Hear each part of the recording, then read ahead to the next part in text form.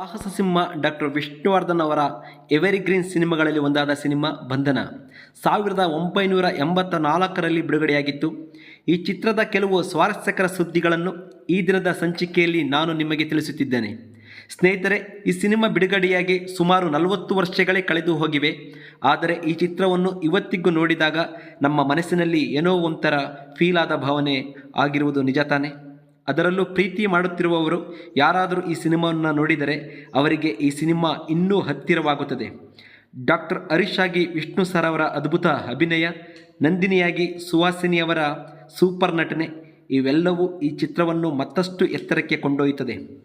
ತಮ್ಮ ವಿದ್ಯಾರ್ಥಿನಿ doctor ನಂದಿನಿಯನ್ನು doctor Harish ಎಂಬ ಅಧ್ಯಾಪಕರ ಸುತ್ತ ನಡೆಯುವ ಈ ಸಿಂಪಲ್ ಲವ್ ಸ್ಟೋರಿ ಎಂಥವರನ್ನು ಭಾವ ಉದ್ವೇಗಗೊಳಿಸುವುದಂತೂ ನಿಜ.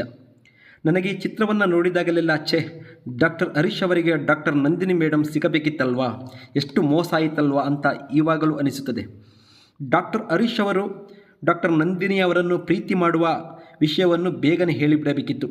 ಯಾಕೆ ಈ ರೀತಿ ಮಾಡಿದರು ಅಂತ ಡಾಕ್ಟರ್ ಹರೀಶ್ ಅವರ ಮೇಲೆ ಬೇಜಾರು ಆಗುತ್ತದೆ. ಅವರು ಹೇಳುವ ಹೊತ್ತಿಗೆ ಡಾಕ್ಟರ್ ನಂದಿನಿ ಅವರ ಮದುವೆ ಬೇರೊಬ್ಬನ ಜೊತೆಯಲ್ಲಿ ನಿಶ್ಚಯವಾಗಿರ್ತದೆ. ಪ್ರೀತಿ ಮಾಡುವ ಯಾವ ಹುಡುಗರಾದರೂ ಸರಿ, ಅವರ ಪ್ರೀತಿಯನ್ನು ಮುಚ್ಚಿಡದೆ ಅವರ ಹುಡುಗಿಗೆ ಬೇಗನೆ ತಿಳಿಸಬೇಕು. ಇಲ್ಲದಿದ್ದರೆ ಡಾಕ್ಟರ್ ಹರೀಶ್ ಅವರಾದ ಗತಿಯೇ ನಿಮಗೂ ಆಗುತ್ತದೆ ಎಂದು ಈ ಚಿತ್ರದಲ್ಲಿ ಸಂದೇಶವನ್ನು ಸಾರುತ್ತದೆ.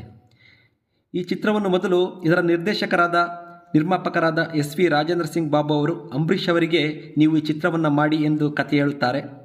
ಇದರ ಕಥೆಯನ್ನು ಕೇಳಿದ ಅಂಬರೀಷ್ ಅವರು, ಈ ಕಥೆಯನ್ನು ವಿಷ್ಣುವರ್ಧನ್ ಬಿಟ್ಟರೆ ಬೇರೊಬ್ಬರು ಮಾಡಲು ಸಾಧ್ಯವೇ ಇಲ್ಲ, ಈ ಕಥೆಗೆ ವಿಷ್ಣು ಒಬ್ಬನೇ ಜೀವ ತುಂಬಲು ಸಾಧ್ಯ ಎಂದು ಹೇಳುತ್ತಾರೆ. ಅವರ ಮಾತಿನಂತೆ ಈ ಚಿತ್ರವು ಬಿಡುಗಡೆಯಾಗಿ ಸತತ 1 ವರ್ಷಗಳ ಕಾಲ ಓಡಿ ದಾಖಲೆ ಮಾಡುತ್ತದೆ. ಅಲ್ಲಿಯವರೆಗೂ ಸಾಹಸ ಪ್ರಧಾನ ಚಿತ್ರಗಳನ್ನು ಮಾಡಿ ಸಾಹಸ ಸಿಂಹ ಎನಿಸಿಕೊಂಡಿದ್ದ ವಿಷ್ಣುವರ್ಧನ್ ಅವರು ಬಂಧನ ಚಿತ್ರವನ್ನು ಮಾಡಿ ಹೆಂಗಳೆಯರ ಮನಗೆದ್ದು ಅಭಿನಯ ಭಾರ್ಗವ ಎಂದು ಕರೆಸಿಕೊಳ್ಳುತ್ತಾರೆ.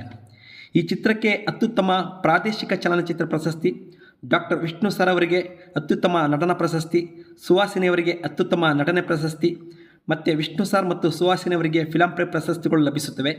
ಈ ಚಿತ್ರವನ್ನು ಇದುವರೆಗೂ ಯಾರ್ಯಾರು ನೋಡಿಲ್ಲ, ಯೂಟ್ಯೂಬ್ನಲ್ಲಿ ಫ್ರೀಯಾಗಿ ಅವೈಲೇಬಲ್ ಇದೆ, ನೋಡಿ ಅಂತ ಹೇಳ್ತಾ, ಕ್ರಿಕೆಟ್ ಮತ್ತು ಸಿನಿಮಾಗಳ ಸ್ವಾರಸ್ಯಕರ ಸುದ್ದಿಗಳಿಗಾಗಿ ನಮ್ಮ ಚಾನಲನ್ನು ಸಬ್ಸ್ಕ್ರೈಬ್ ಮಾಡಿ, ಲೈಕ್ ಮಾಡಿ.